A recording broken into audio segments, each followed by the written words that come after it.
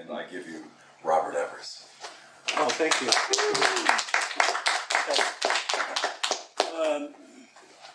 I'm dedicating tonight's reading to the memory of Trevor Top, the original founder of the Prague Writers Workshop, which has transformed over the years into the Prague Summer Program.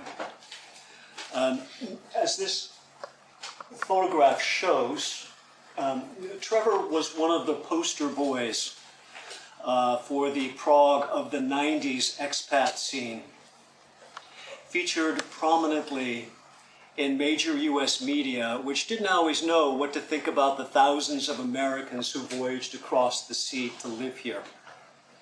Trevor was then a lean and handsome man, a gambler, and a risk taker, perfect for the moment in a post-communist country where resumes meant nothing and people believed you were whoever you said you were. Trevor passed away earlier this year from undetermined causes at the age of 51. He was my partner, and I loved him. He had a lot of faults, but he really had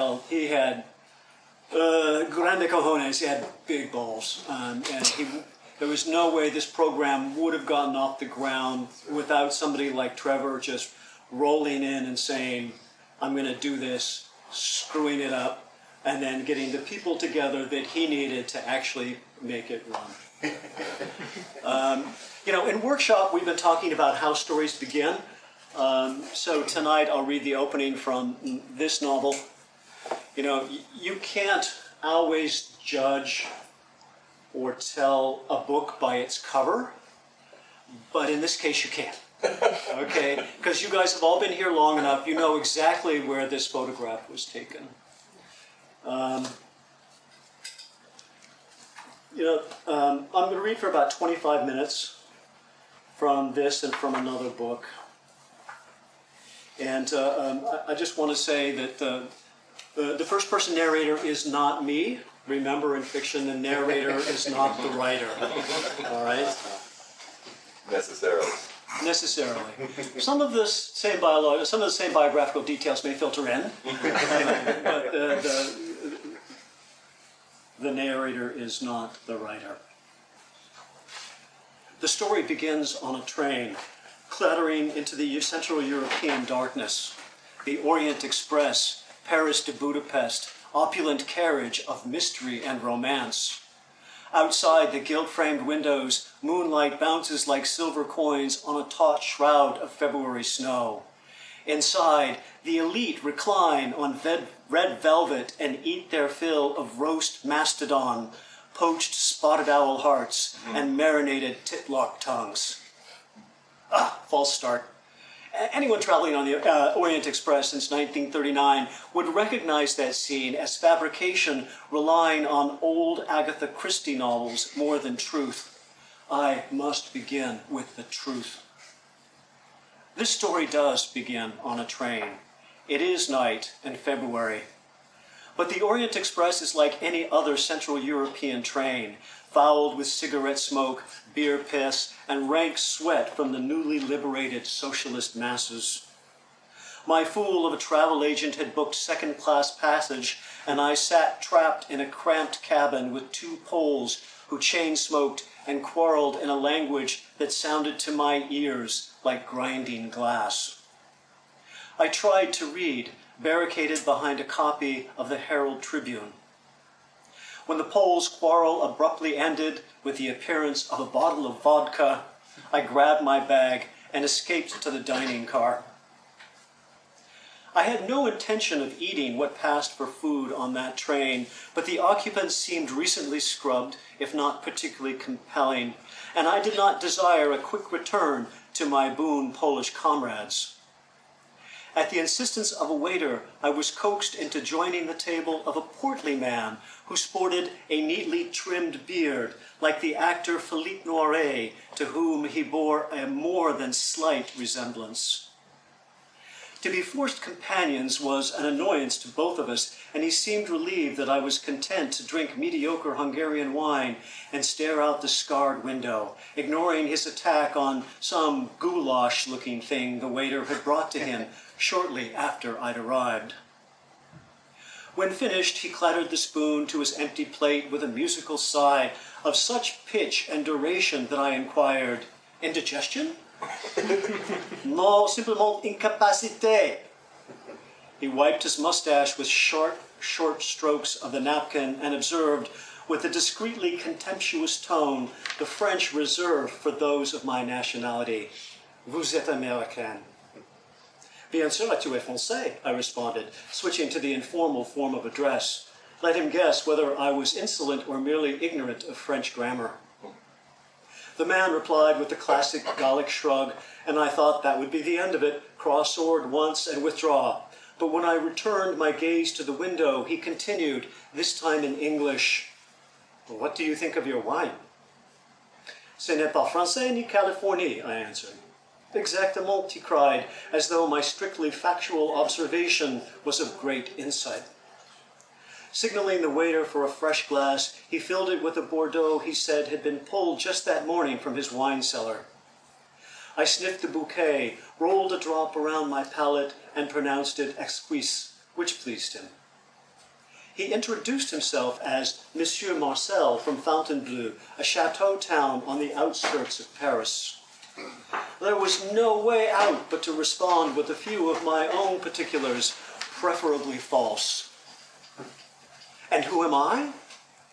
The hero of this fool's tale, Richard Milhouse Miller, christened after the 37th President of the United States and fondly nicknamed Nix by that scion of a used car dealership empire, my father.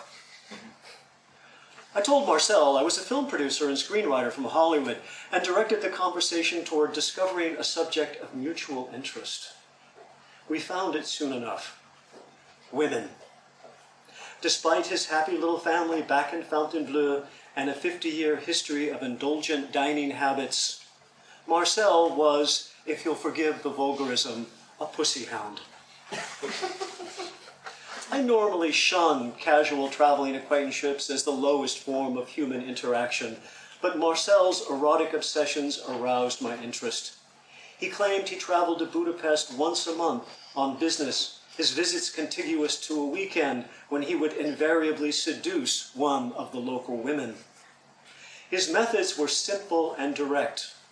He learned where available women congregated, usually one drinking establishment or another, and, settling in at the bar, ordered cognac in a commanding French baritone. If a woman met his glance twice, he approached with a complimentary remark, such as admiring her hair if it was long and lustrous and an obvious point of pride. He insisted on buying her a drink, most commonly French champagne, and never lost an opportunity to commend the woman on her taste, believing compliments from a Frenchman were the sartorial equivalent of the burning bush. From such moments, a shared bed was, in his opinion, a fait accompli. Discounting the unfailing charm of a French accent, Marcel was not the image of an Adonis. When I suggested doubts, he pulled from his breast pocket a wallet-sized photo album and splayed the evidence of his conquests before me. The women were photographed in restaurants, bars, and the occasional bedroom. Nothing artistic, flashbulb exposures of bleached faces advancing inexorably into drunkenness. A few could have turned heads in daylight, several were outright slatternly. The film caught each in an expression of confused desperation, like refugees afraid of missing the train, who don't know if they will be allowed to board or to what destination the train will take them if boarded, but needing at all costs to escape the station. Marcel's commentary accompanied the photographs. Cataline, a 27-year-old shopkeeper with watermelon breasts, Iona, a waitress who liked Marcel because she liked French champagne, Margit, an art student who nearly caused a scandal when she later came to see him in Fontainebleau. I stopped him at a photograph of a thin young girl with immense brown eyes. The flash had caught her full red lips parting around the filter tip of a cigarette. Contemplating the tension between her eyes and those lips, I asked Marcel how he managed to seduce her. She had never slept with a Frenchman before, he said. The French have a reputation for romance. Most of the women he seduced were curious. Some hoped he might take them away to a new life in the West. But Marcel never enjoyed the favors of the same woman 2 weeks in a row. He was married and had no need for a relationship. When I first bet a girl, I give her a red rose and tell her our romance is young and beautiful as this rose. But when the petals of this red rose fall away, so must I. The gullibility of women never ceases to astonish me, but that so many could fall for such romantic swill was a revelation. This was my first inkling that the former Iron Curtain countries might be a playground for a Westerner of some style. Thus it was I arrived in Budapest with a sense of purpose.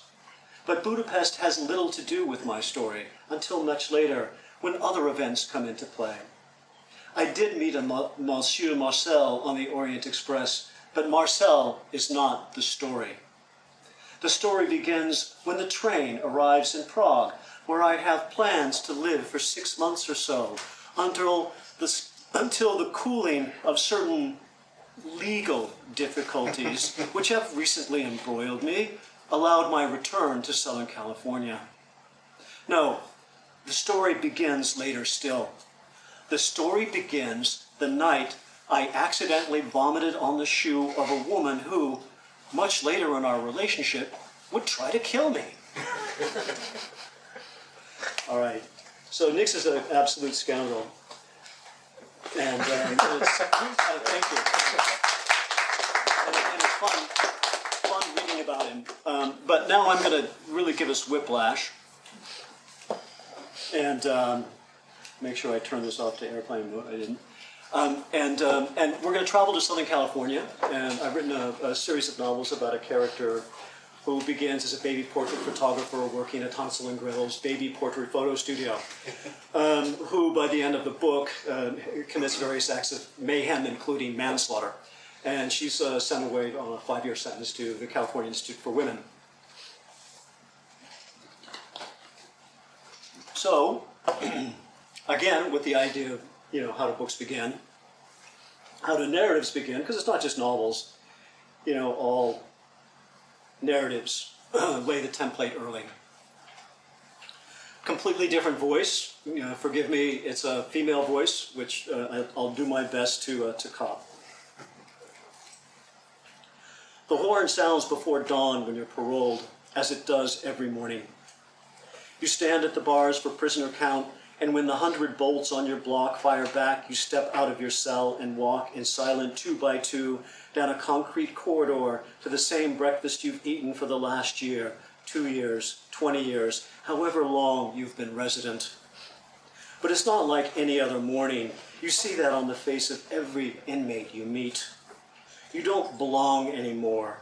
You're not one of them. You're out. Some touch you for luck when the officers aren't watching. Some whisper, "See you back here soon, bitch." The previous day, you reported to work detail. On parole day, they shut you aside with 1 or 2 others getting out at the same time. You settle your account at the canteen. They give you a box with the clothes you wore into the joint or something your family, if you have any, brought for you to wear on the day of your release. You remove the prison overalls and put on your street clothes.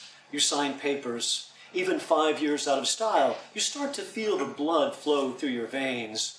If you haven't been rehabilitated to walking death, you feel a little like you again. Over a scarred counter, they hand out whatever money you saved working at 25 cents an hour.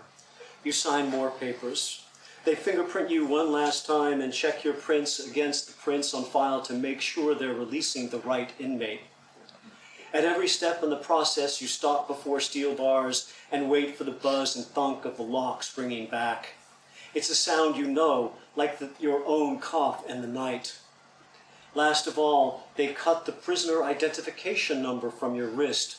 The number is embedded in a thin plastic bracelet, and it goes into a file reserved for your return. Through the last set of steel bars and down the sunlit stairs, an exit sign flickers green above an open door. You're out. I was the first inmate released from California Institute for Women that morning. The San Gabriel Mountains rimmed the northern horizon, snow-dusted peaks glinting white and gold under a sun that rolled like a bright yellow marble up the blue bowl of winter sky. Across the road, Bandini Mountain steamed under the first rays of sun. Though I hadn't seen it for 5 years, I hadn't forgotten the sight or smell. No inmate could. 6 days a week, blue overalled workers shoveled its perpetually expanding base into a fertilizer factory. Bandini Mountain measured over 1 mile in length and rose so high, snow might have capped the peak if not for the heat generated by the horse, cow, and human feces that formed its mass. The stench penetrated concrete, steel, and the deepest dreams. Behind the razor wire, everything smelled like shit. The air, the food, the inmates, the officers, even the warden, a well-meaning soul imprisoned as much as anyone by the smell, could never completely wash the odor of excrement from her hair. The sergeant-at-arms opened the rear door of the police cruiser that was to take me to the bus station 12 miles down the road. I crawled into the caged compartment and shut the door behind me. I didn't fool myself into thinking I was free. The wire mesh that screened me from the driver was just another set of bars. Nobody released on parole is free. The chain might be longer, but the state still owned me. The sergeant-at-arms started the engine and accelerated past Bandini Mountain. I moved my lips in a voiceless goodbye to 5 years of doing the same thing every day the same way. 5 years of concrete and steel room with a squat toilet in the corner. 5 years of never being alone, not to shower, to urinate, or defecate. 5 years of lockups and head counts 6 times a day. 5 years of being watched everywhere, always. 5 years of no dogs, no cats, no birds, no children, no men. 5 years of no touching. 5 years of imposed silences and arbitrary punishments. 5 years of a flashlight beamed up my rectum and vagina. 5 years of humiliation. 5 years of fear. Fear of solitary, fear of emptiness, fear of time. 5 years leaking into my veins like formaldehyde to a walking corpse. I ceased being the responsibility of the California Institute for Women the moment my foot hit the bottom step of the Greyhound bus. The driver took a long look at me as I leaped on board. He'd been driving a bus so long his butt sagged over the edges of the seat. He said, "Welcome back to the free world, honey." Okay, so that's the way the book begins. Oh, thank you. So a lot of pages happen between now and the next section that I'm going to read. But just sort of keep in mind that Anita Zero is an avenging angel. She's a warrior. And she has the bright idea of having a green card marriage arranged with an English paparazzo named Gabe. And he introduces her to the life of Paparazzi, and he then dies under very mysterious circumstances. And the rest of the novel is driven by her trying to figure out who is killing Paparazzi, and then to take her revenge. One key detail is that she has the earthly remains of Gabe incinerated and put in a cardboard box, and then she super glues the cardboard box to the dash of her Cadillac as a way to remind her of her mission. And she sort of speaks intermittently to Gabe as the story progresses. I'm going to just change to closer glasses here.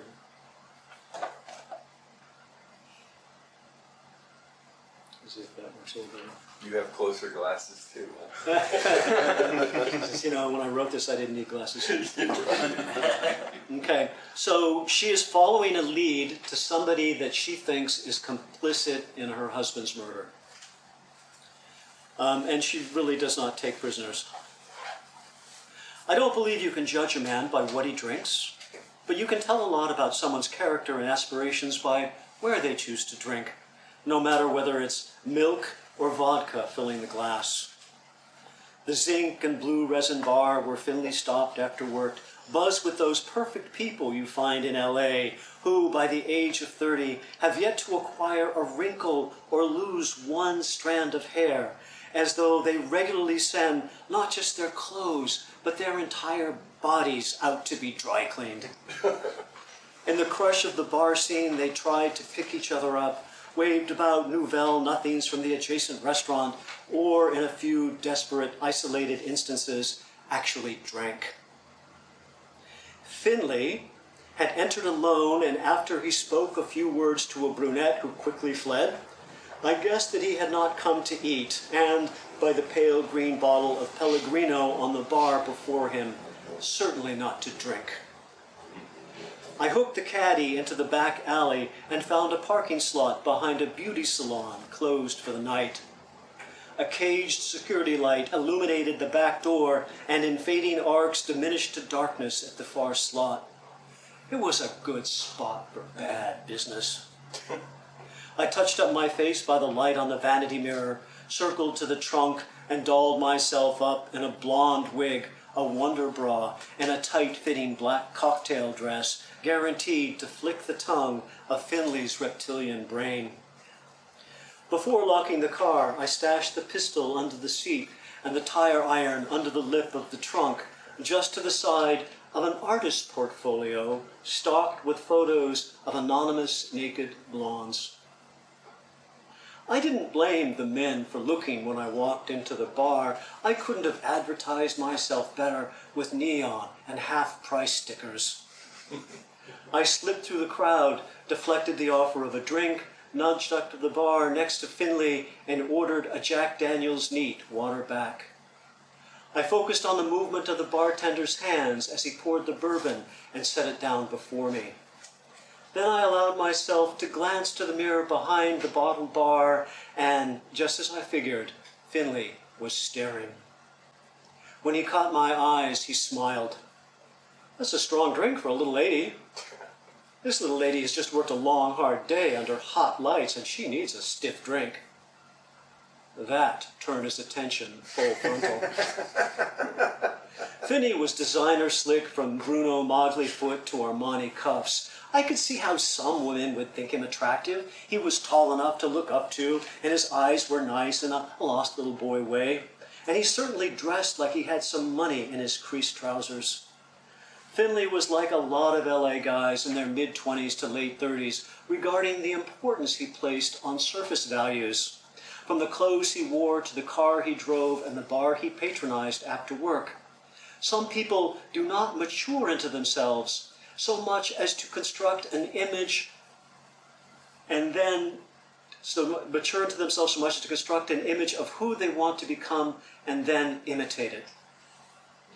Trying to hold a conversation with one of these is like talking to a 12-year-old boy behind a Tom Cruise mask. He looks good, and he sure can smile, but behind that, it's all zits and caca jokes. The lenses of Finney's Armani glasses looked so thin, I wondered if they corrected not a defect of vision, but image. Like the Pellegrino water at his side, they served no useful purpose except to suggest he was a serious person, perhaps even intellectual. The notion that he was intellectual was promptly dispelled by his next conversational gambit, which was to ask the quintessential LA question, the one strangers inevitably ask of each other within a minute of meeting in this town. "What kind of job do you do? I mean, what do you do?" I told him I was a model. Men like models in the same way they like marlins and other beautiful creatures, is something to catch and stuff. A beautiful girl like you, I'm not surprised. What size model are you, I mean? What do you model?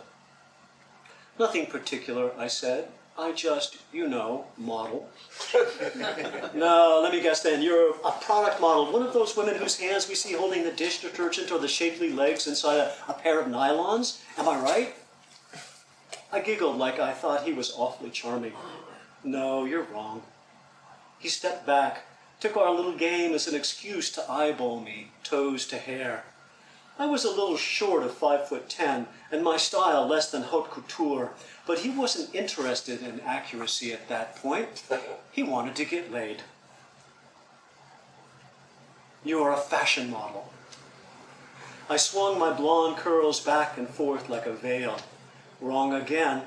I definitely don't model with clothes. I mean, sometimes I'll wear heels and a garter belt, but it's not exactly like Victoria's Secret, if you understand what I'm saying. The underwear is not the thing. Well, that's...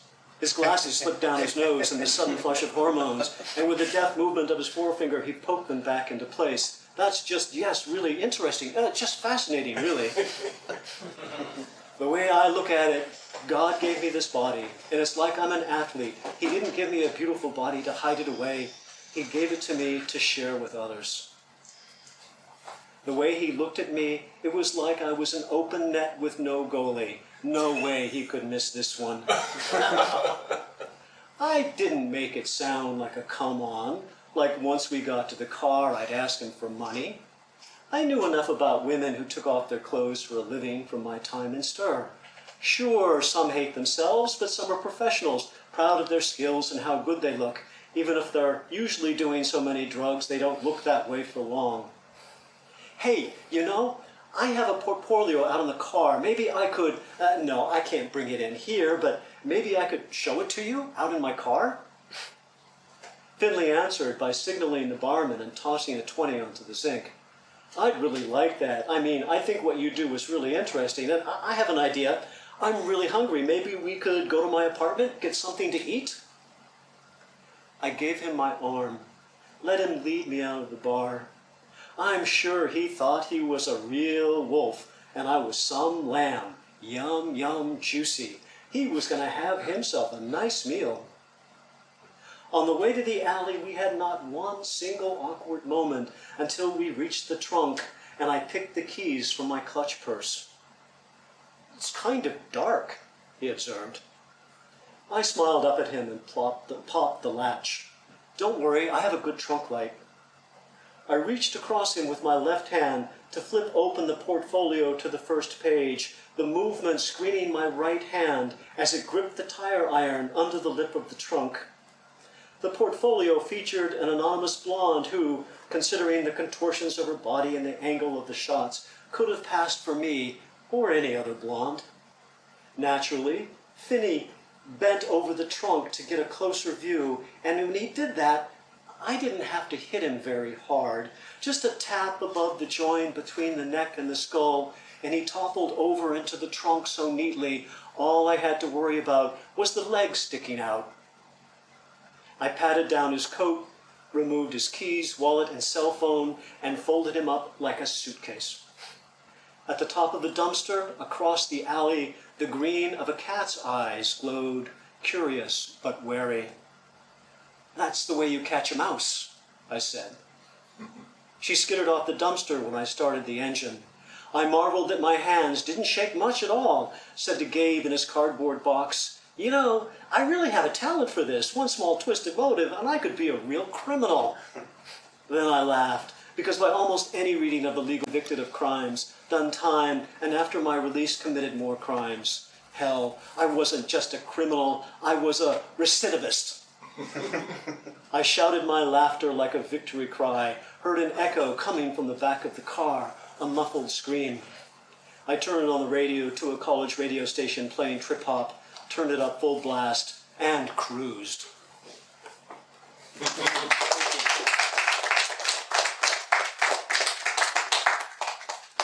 All right. right. So that's all I have to read for you tonight. Richard, I will leave it over to you. Well, just do Q&A. You know, I mean, Okay. But have you optioned your books? 100 times. That's what I thought. Yeah. So with some very high players. The first person to option the book was Deandra Douglas, who was married to Michael Douglas at the time. Right. And then it's going sort of passed from hand to hand to hand. Yeah. After that. Do you have a favorite of the Nino books? I like them. I like this one a lot. I also like Shooting Elvis a lot. Yeah, that's what I thought. Yeah, because it's very pure in her voice.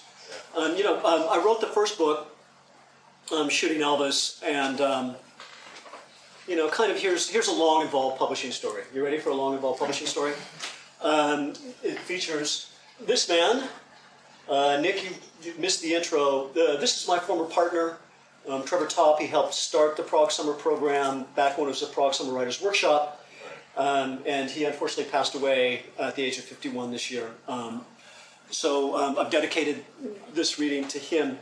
And this was actually 94, 95, and we went to a bar called Radost. Right. And that's a big nightclub here. And we were meeting Morgan Entrekin, who was the president of Grove Atlantic, and Yusuf Kumanyaka, who is an incredibly gifted and accomplished poet with a pretty tragic story, which I won't get into. I was talking to Morgan and told him that I'd written one novel that I'd finished and it was out. My agent was submitting it right now, and that I had another book that I was in the process of writing. And he asked me to describe them. So I described to him Shooting Elvis, and he said, "No, I'm not interested in that. What's the other book?" And then I described Gypsy Hearts, and he said, "Yeah, I'm interested in that. Send it to me." By one of the weird quirks of fate, my agent had 2 weeks previously sent Shooting Elvis in manuscript to Allison Draper, who was an agent, not an agent, an editor at Grove Atlantic, and she loved it. So when Morgan came back, she showed him, "Hey, I have this great book, you got to read it, it's called Shooting Elvis." And he said, "Okay, sign him to a 2-book contract."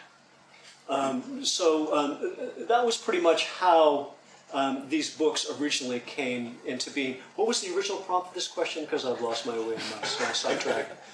It was about options, and oh, film options, yeah. So that's basically how,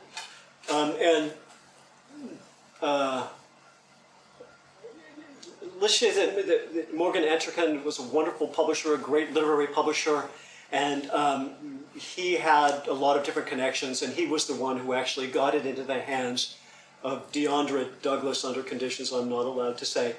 And then she optioned it while it was still in manuscript. Wow. Okay? So it never even saw print before she had already locked up the option rights. Wow.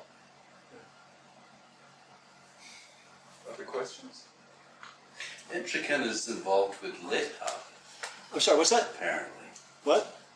Entrekin is involved with Lit Hub. Yeah, Lit Hub is a great site. Yeah. You guys all know it? It's wonderful. Yeah. I think he started that, helped start that pretty early. Yeah. I get it every day. I don't have time to read it every day. But I certainly love what they're doing there. And he was about some publishing business recently gave him a big, Lifetime Achievement Award.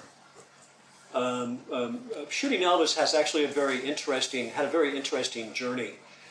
I had come to Prague with very little money. I was sort of going, I have no hopes, no prospects, I'm the happiest man alive, which is the Henry Miller quote of when he went to Paris. I abandoned my life in Southern California and came here to write specifically. And I was like dead broke. I had no money. I was having, I did the Prague Summer Program, Prague Summer Writers Workshop.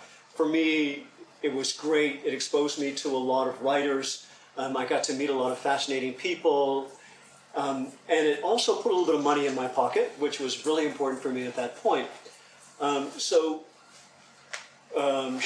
Grove bought Shooting Elvis, and they just kind of give you a little bit of money. They don't give you a ton of money. Like the advance was something like $25,000, something like that, which wasn't much. But back then, you could live well, on that. Here, it sounds it might great. be, but they don't really pay that to you up front. Yeah, It's like you get half of it on signing, Yeah. and then half like 14 years later. Yeah. So they bought it just before the Frankfurt Book Fair. And the Frankfurt Book Fair, if you guys are unfamiliar with it, all of the international booksellers all congregate in Frankfurt, and they show each other what's going to be on their publishing list for the next season, and then they buy translation rights. They do translation rights,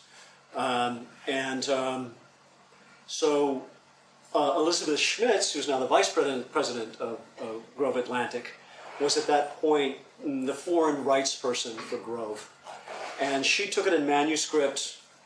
And Shooting Elvis is written again in first-person female voice. And somehow or another, the title page containing my name was lost. And she showed it around, and so it was sex blind. They didn't know who wrote it. And they got all this interest by people who wanted to publish this manuscript. And so in Frankfurt, I went from being dead broke to having foreign rights deals with 10 different countries, and hundreds of thousands of dollars, which I didn't see any of for like over a year, because that's the way publishing deals are worked out. They collect the money, they hold on to it 6 months, and they have 6-month accounting periods after. It definitely changed my life, in the same way that the Prague Summer Writers Workshop changed my life, because it put me in the company of so many terrific writers who've come through this program.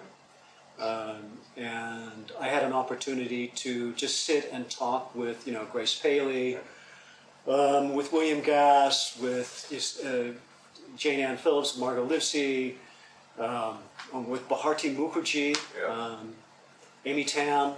It's really wonderful. It's been crazy, when you think about it, Robert, close to 2,000 people have gone through this program over the 30 years. Yeah. Not so many recent years because we're smaller now, but Yeah. it was.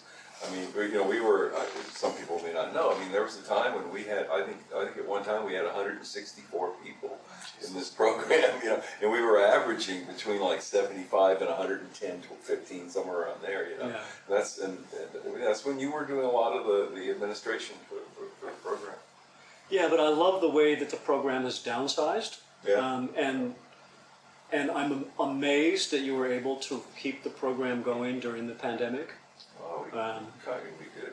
And largely, I would give you more credit, but I think a lot of it goes to the credit of your daughters, Yeah, of course. who really Yeah. do so much. And Dominika before that was absolutely instrumental to the development of the program. And also Hanna Zahranikova. Oh, yeah. Who everyone will be meeting her when we do the publishing thing. And, Oh, okay. She's going to be publishing there? All right, good. Incredible person. Okay. Josh? Yeah, I want to ask you about genre. It seems like the Nina Zero books would be described as crime or noir, right? Uh-huh. And Gypsy Hearts, it seems, is just kind of straight-faced literary fiction, right? Well, it really depends on who you talk to. Because it was published by Grove, it was considered to be more literary than not. But for me, they're all the same. I'm taking genre and I'm bending it to fit my own purposes. So, one of the difficulties of writing crime fiction or writing any kind of fiction is, how do you make the form your own? I didn't want to just write standard whodunits. I wanted to write crime novels by that I mean novels that center the plot centered around the idea of a crime. And I wanted it to also convey a lot of social commentary, usually in the form of social satire. Sometimes lighter on the satire, but mostly social commentary. I wanted to use the lens of the crime novel to really look at what I saw was going on in society.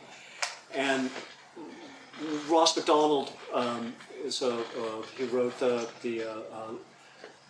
Lou Archer novels set in San Diego, and like The Drowning Pool with Paul Newman, and a lot of films have been made from his novels. You know, and he once said that the detective fiction form is like a welder's mask placed between the reader and red-hot materials. And for me, the detective form, crime fiction, is a way to write about things that I want to write about in a way that I think readers will like to read, what they want to read about. And then so if you can write something that has some trenchant social commentary and do it in a nice candy coating where, you know, we have gunfights and car chases and, you know, all these fun things, and you can sort of turn the genre in on itself. So, you know, this, I wrote very specifically in the voice of a woman who shared a lot of my background. And I was terrified with the idea of writing from the voice of a woman. And I'm not sure if I was beginning today, if I could even do that. But, you know, I grew up listening to the voices of women, and as a writer, I mean, the men in my family just didn't talk much. My uncle chewed tobacco, he had 3 words, yep, nope. And the women were in the kitchen gabbing and talking, and so I was always gravitating and I was listening to the women talking. And, you know, one of my dear, dear, dear beloved relatives wound up in prison once, and I started hearing voices, and the voices were female. And so I thought, well, I'm just going to follow this voice. But at the time, it also allowed me to turn the genre in and on itself, to empower a female character to do some of these absolutely wonderfully violent crime novel things that have sort of, at the same time, the justification of vengeance, of trying to right a social or moral wrong, which is quite often what the detective form is about, what crime novels are about. So yeah, for me, it's all about genre, but it's not just about trying to write a better locked box puzzle, but how to use the genre and sort of turn it on itself to do something that hadn't been done before. Can we flip that and talk about the genre of literary fiction for the other book and what that means? The genre of literary fiction? Yeah, because the crime novel has certain strictures that you follow, and then you, like you said, you turn them around from the genre. So what does that look like in the literary fiction genre? Well, you know, you can do some really interesting cross pollination between crime fiction and literary fiction. And, you know, we think, well, you know, I think about Euripides. I think about Sophocles. Sophocles. Euripides is a little bloodier. Yeah, that's true. I think about the ancient Greeks and the amount of violence and blood in those stories. And then I think, obviously, of Dostoevsky and Crime and Punishment, you know, which is a fabulous crime novel. And then I think of how Nabokov carried on that tradition with, first of all, a book called Despair, which is way before Lolita. It actually begins here in Prague. The opening scene is, do you know the hill called Petrin? Okay. The opening to his novel Despair is on Petrin. And it's about a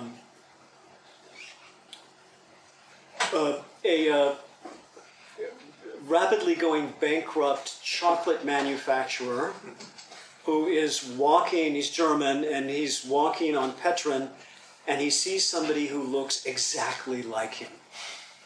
And he comes up with this doppelganger idea. It's first person, told in his voice, and he comes with this idea that he's going to take this vagrant and bring him back to Germany and dress him up and then kill him with the idea that he's going to fake his own death. And I'm not going to give any more of the story. If you find a copy, read it. It's great. I actually like it better than Lolita. But it's the book that he wrote before Lolita to find his way to the complete dark heart of Humbert, right? Because Humbert, there's no light.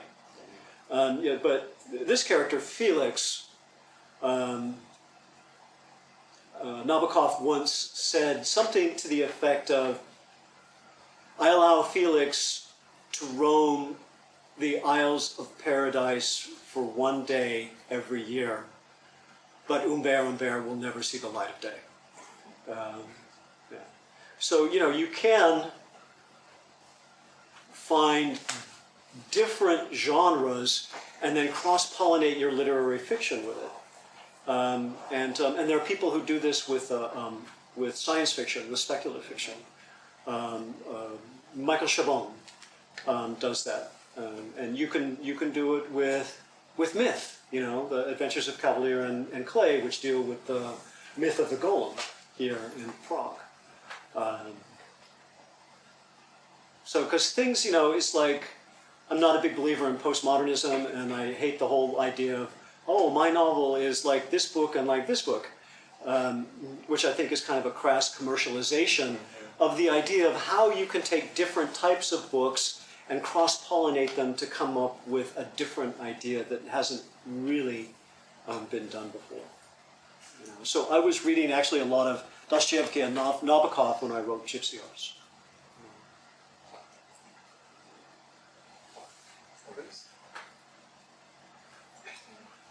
Anybody have another question? Anything else to ask? Any other area to explore? Yes. So, Keith, hi. are you familiar with Lester Dent? It's the guide to writing pulp noir. With who? Lester Dent. No, but he sounds like a fictional character, like in Hitchhiker from the Galaxy or something like that. Anyway, what was kind of your inspirations for the crime noir novel? I started reading a lot of it, and I thought I could do something different with it. I thought I could take it in a direction that it hadn't gone before. Writing literary fiction, it was like I seemed like I was just kind of doing what everybody else was doing. And I really fell in love with crime fiction, with detective fiction. And I fell in love with the genre. And I sort of saw how to write that story and how I could use it for my own artistic ambitions, my own artistic intent. So there you go. Yeah, hi, Josh. Yeah, I have a question about about your process, and I'm thinking mainly about the different ways that people either outline or don't outline. So Stephen King is on one end of the spectrum where he sort of avoids the idea of plot, and what he wants to do is put his characters in a situation and then see what they do. And so I don't know if he's pantsing it exactly, but he's beginning with a predicament, and then he's letting everything follow from there. So it's kind of an idea that is the beginning, and then he surprises himself through the rest of the narrative. Someone like James Patterson, or I was talking earlier today about Lisa Cron's Story Genius. Cron's idea is you start at the end, and then you reverse engineer everything to lead up to it. Benjamin Percy and others have more of the idea, I think Gardner would be in this camp, where there's a big turning point where all hands are kind of on deck, and so you kind of know what that is and you write toward that. Where do you fall? How do you know where you're going, or work through the stages of a novel? Yeah, I'm forgetting the person who said this, but writing a novel is like driving in the pitch dark with only your headlights. You can only see so far, but that's enough to find your way. It's Dr. O. Dr. O. Yeah, Dr. O. Thank you for remembering that. I do believe in dramatic structure, and I do believe in finding an inciting incident that is rich in complexity and launches the story. I believe in having tentpole scenes, which I think is the idea that you're doing, that you, I don't ever plot out a novel, but I have an idea that this is how it's going to begin, this is my prompt, this is my launching point, and it's going to lead to something like this, and then I want it to end here. And that's pretty much all I know. And then the rest of it is an exploration. Because I really believe that, you know, even detective novels, even crime novels, they grow out of character. They grow out of what the character wants. And what the character wants subconsciously and consciously, and how those come into conflict to influence your character's decision about what to do next. And the minute you stop plotting, your story becomes reductive, because you don't leave yourself any room for discovery. And novels are all about discovery. Robert Olin Butler said, you can never plot your way to a great novel. You can't think your way to a great novel. His whole idea was, is still, because he's still living and still writing, is that you have to let your subconscious do the work. And if you allow your conscious mind to weigh in too heavily to structure the work before you've written it, then you're not giving your subconscious mind enough room to breathe to come up with these unexpected surprises. So, you know, almost everything I've found I wrote about in this book, I found in the process of writing. I hope this isn't putting you on the spot, but is there like one example from either one of these where you didn't know that was going to happen, or it was something exquisite that surprised you that wasn't part of any sort of pre-planning that came out of the search for discovery? Yeah, you know, Nina Zero becomes much more hardcore than I figured she would. Because in the beginning of Shooting Alva, she's a bit of a knife, and she gets angry, and she does things largely out of self-preservation, but she commits violence out of self-preservation. And here she commits violence with a very intended effect to scare the shit out of this guy so that she can get the information that she wants. And so that's a darker turn that I ever expected. You know, this book, the prompt was actually my train ride in 1991, where I actually met Marcel. Marcel was a real person, and he really had all those photos, and he really said, "My love is like a red rose." And I thought, wow, what a great way to start a novel. And, you know, at this time I was living in Los Angeles, and I was renting. I didn't really have any real money. In fact, I was rapidly going into debt. But, you know, I lived in a house. It was gated, was on a hill overlooking the Pacific Ocean. I had a palm tree in the back. I had a hot tub. And I was writing for movies. And I came back, and I realized I didn't want to do this anymore, because every time somebody paid me money to write a screenplay, it just wound up this giant, excuse the language, shit show, a common expression in Hollywood, where, you know, you come in with these great ideas and you think it's all going forward, and then they say, no, you can't do that. No, you can't do this. Here, make it like this. And I just didn't want to do it anymore. So I packed everything into storage, and I took off to Prague with, you know, $10,000 in my pocket, and hoping to write a novel that I thought I would like. Yes, Nigel. Top 3 or 4 novels, favorites, and why? And this is for Richard, too. Well, I'll give my reading. I'll answer the question then. 4 or 5 favorite novels? Yeah. Oh, God. Well, obviously, Crime and Punishment, Despair, The Long Goodbye, and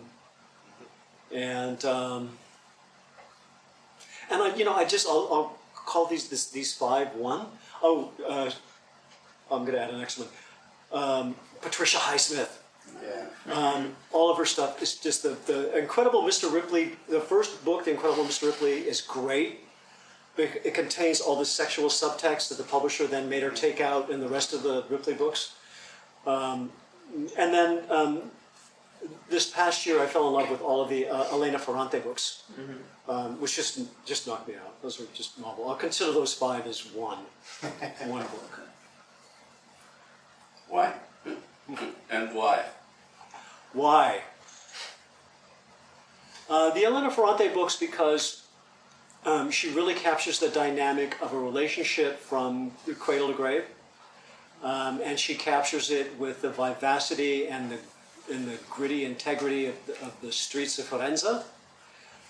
So it really, great literature to me is often about place, and this delivers place like almost nothing else I've ever read. I mean, I feel like I know Florence by it's Naples, from the streets up, based on reading that book. And I love the depth of the characterization. Nabokov I love because he is such a glinty-eyed and dark hard-ass who is just a brilliant writer. That whenever I read him, I just go, he's kind of an asshole, but wow, is he really smart? Is he a good writer? I can't believe that. William Gass is kind of in that category too. Yeah. Yeah, William Gass is great. In the heart of the heart, in the country. Raymond Chandler, just because he was writing at a time when detective fiction had absolutely no literary cred, and he gave it literary cred. And so his books considered en masse are still read to this day, and still beloved to this day, and I think that they still hold up. Crime and Punishment, just because that's the book that first showed me, hey, something can be literary and about crime too. Literary fiction, doesn't just have to be all hearts and flowers. It doesn't just have to be about emotional turmoil. It can also really get into extremes of behavior, which I thought interesting. Did I miss one? Highsmith. I'm sorry, what's that? You missed the Highsmith. Oh yeah, well, Highsmith, I think I've already mentioned it. It also delivers a sense of place. It's a great novel about expats. It's a great novel about expats who kill. It contains all this wonderful. I love stories that feature doppelgangers, and this is a story that is centered on the idea of the doppelganger. In The Incredible Mr. Ripley, we have a young American who gloms on to a rich young American and then imitates him in such a way that he can kill him and then take over his life. Which is a similar idea, now that I think about it, as Nabokov's Despair, right? So yeah, and then also I love that first book because of the subtext, because of the sexual subtext.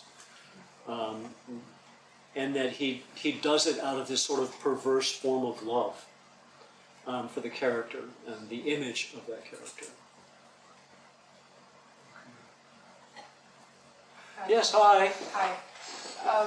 So I write poetry, and to me, writing poetry feels like more of an act of remembering rather than actively creating something new. And so I'm wondering how writing novels, especially like you're creating something that's new, or whether it just kind of feels like you're, I don't know, just kind of like taking from memory and putting it down onto paper. Yeah, that's actually a really interesting question because there are a lot of Prague in the early 1990s was full of charlatans and scoundrels and different people who came into town with the idea that they were going to turn a fast buck, or that they were going to somehow or another scam somebody out of some money. One of my friends here was a Czech emigre named Jarosvečený, and his girlfriend, Monika Kvasničková. And he was a director of, he'd never really directed much, but he was a director. He'd spent time in Los Angeles. And his girlfriend, Monika, was a Czech TV star, a very attractive and talented young woman. And they were looking for money.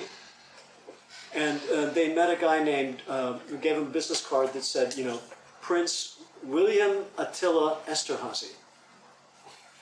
Now, the Esterházys in Central Europe are one of the most noble families. They have castles that were all stolen by the communists and then restituted and, blah, blah, blah. And so he said, oh, yeah, sure, I'm an Esterházy, here's my card. And, he had sort of the sheen, and he had some clothes, and he had some jewelry. And they had me meet him, and they said, do you think he's going to be good for the money? Because, he's offering us this money, but at the same time, he seemed pretty interested in Monika. So I said, I don't really think he's got a lot behind him, because I kind of got a You've been in LA.